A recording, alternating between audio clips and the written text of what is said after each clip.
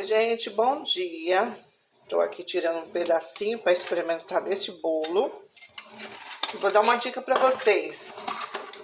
Já aconteceu alguma vez com vocês de quando faz massa, principalmente quando a gente tem costume de fazer massa e não precisa mais de receita?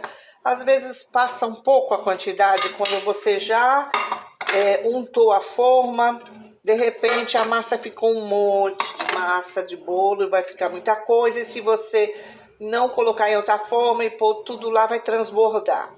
O que eu fiz dessa vez? Eu fiz essa massa de bolo. Aqui é uma massa de bolo para pão de mel, né? Que tem tudo aqui dentro, as especiarias, tem açúcar mascavo, tem mel. Que eu fui fazer um pão de mel, né? Um bolo pão de mel. Só que aconteceu aquele monte de massa feita. E eu não queria fazer tudo aquilo. Aí eu tinha pego uma dica um tempo atrás e resolvi fazer, só que eu acabei arriscando a deixar mais dias. O quê? Pus a massa na forma, pus para assar. Só que quando eu vi, antes de pôr o fermento, preste atenção, antes de pôr o fermento, eu vi que a massa era muita para aquela forma, eu resolvi não pôr fermento em tudo. Separei um pouco de massa, pus fermento na outra, que eu achei que daria na forma, enchi a forma e pus para assar o bolo.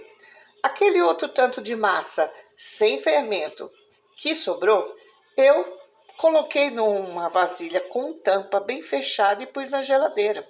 Então, você quando tem massa sobrando, que sabe que vai ficar demais, se você não for assar em duas formas, pode guardar. Essa massa tem 6 dias que estava na geladeira. 6 dias. Eu falei, eu arrisquei, né? Porque eu sabia que a gente podia deixar para pôr fermento depois, mas não 6 dias. E olha, ela continua fofinha, ficou ótima a massa para fazer outro pão de mel, ou então para comer assim também.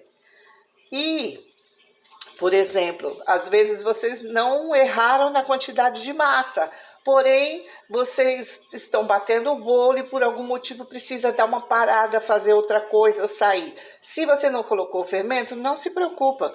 Deixa a massa lá quietinha, vai fazer o que você quiser e precisar fazer. Quando você voltar, você põe o fermento e continua normal a assar o bolo. Então, essa é a dica.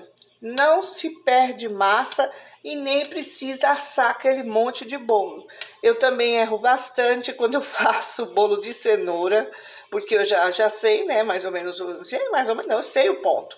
Mas às vezes a cenoura tá um pouquinho maior e não sei o que, aí eu ponho uma forma, unto uma forma e quando eu vou fazer, eu falo, nossa, ficou demais. Só que aí o que eu faço? Eu acabo assando duas massas. Aí eu lembrei essa semana, eu falei, gente, aquela dica que eu já ouvi de uma irmã de uma amiga minha, eu vou fazer isso. E dessa vez eu fiz. Aí até falei para minha filha, né? Eu falei, será que vai estragar? Ela, não tem problema. Então tá aí, gente, a prova. Eu fiz, hoje é quinta-feira, dia 4, né? E eu fiz isso aqui na sexta-feira passada de manhã, essa massa. Tava na geladeira.